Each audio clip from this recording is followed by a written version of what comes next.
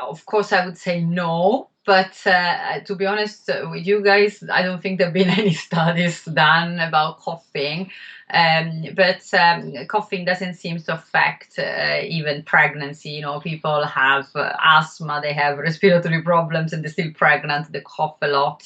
So it shouldn't affect implantation. It's as part of our mechanism defense to germs, and yeah, it's perfectly fine.